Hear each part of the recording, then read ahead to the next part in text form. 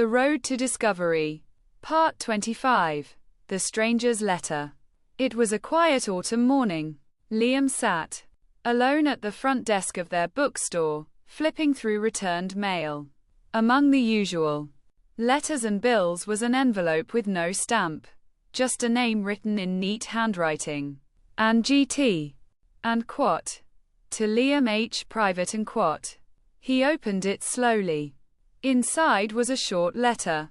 Ann G.T. You don't know me, but I knew your father. He was not who you thought he was.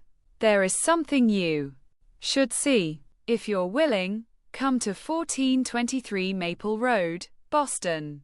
R.T. Liam froze. His father, the man who had passed away when he was just 10.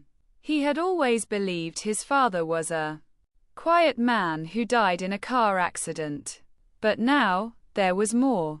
Part 26, Boston Bound.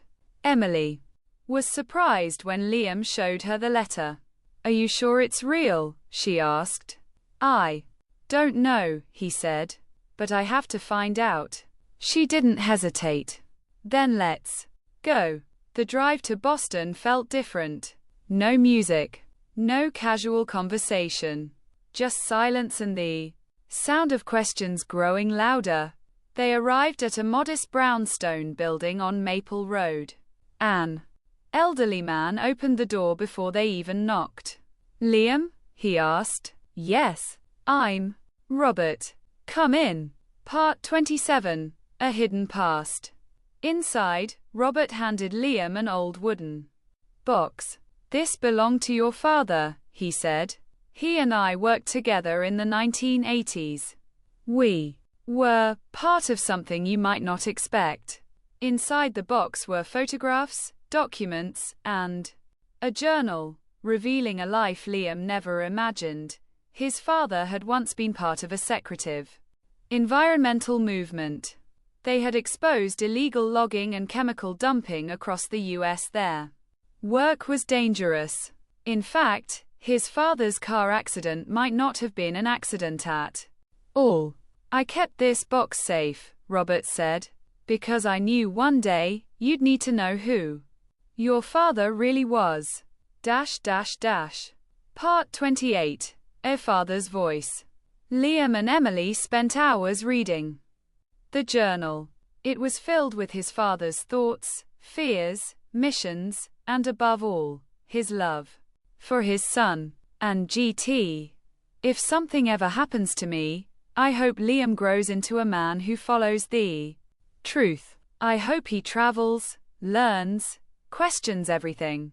I hope he becomes braver than I ever was. Tears ran down Liam's face. All this time, I thought he was just ordinary, he whispered. Emily squeezed his hand. He wasn't. And neither are you?